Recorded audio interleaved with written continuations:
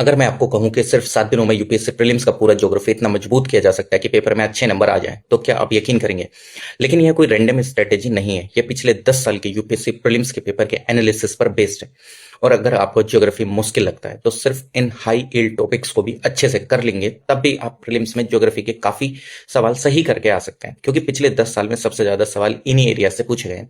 सबसे पहले important area है क्लाइमेटोलॉजी। यहाँ यूपीएससी अक्सर कंसेप्ट बेस्ड सवाल पूछता है, जैसे Coriolis force, water vapour, isotherm और हीट बजट। इसके अलावा आपको कोपन क्लाइमेट क्लासिफिकेशन अच्छे से समझना चाहिए, उसके क्लाइमेट टाइप्स, कैरेक्टरिस्टिक्स और रीजन्स। एटमॉस्फेरिक सर्कुलेशन भी बहुत इंपॉर्टेंट है, जैसे planetary winds, Hadley cell, Ferrel cell और जेट स्ट्रीम।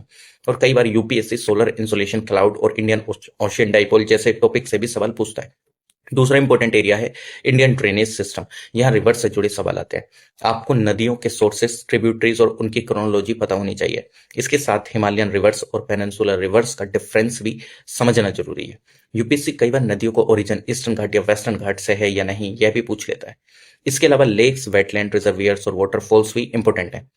तीसरा इंपॉर्टेंट एरिया है इकोनॉमिक ज्योग्राफी। यहां से एग्रीकल्चर और इरिगेशन से जुड़े सवाल आते हैं। इसके अलावा energy resources, mineral resources, forest resources और वर्ल्ड इकोनॉमिक रिसोर्सेस भी यूपीएससी पूछता है। चौथा बहुत इंपॉर्टेंट एरिया है मैप बेस्ड क्वेश्चंस। पिछले कुछ सालों में यूपीएससी ने मैप बेस्ड क्वेश्चंस काफी ज्यादा पूछे हैं। यहाँ आपको वर्ल्ड मैपिंग और प्लेसेस इन न्यूज पर ध्यान देना चाहिए।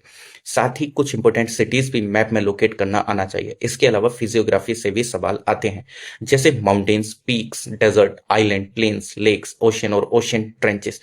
और पांचवा इंपॉर्टेंट एरिया है इंडियन मैपिंग और फिजियोग्राफी। यहाँ आपको इंडिया के माउंटेन्स, पीक्स, प्लेन, प्लेट्यूज और आइलैंड पता होने चाहिए।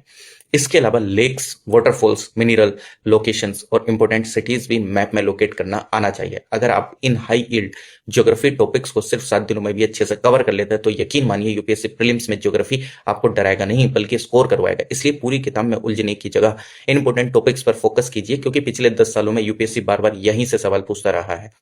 इफ अगर आप मेरे से 1 to 1 कनेक्ट होना चाहते हैं, तो मेरे को डीएम करिए, यानी कि मैसेज करिए, हाई मेंटोरशिप। फिर मैं आपको एक गूगल फॉर्म भेजूंगा जो कि आपको फिल करना है। उसको फिल करने के बाद आप मेरे से 1 to 1 कनेक्ट हो सकते हैं to get the right direction for UPSC. Thank you.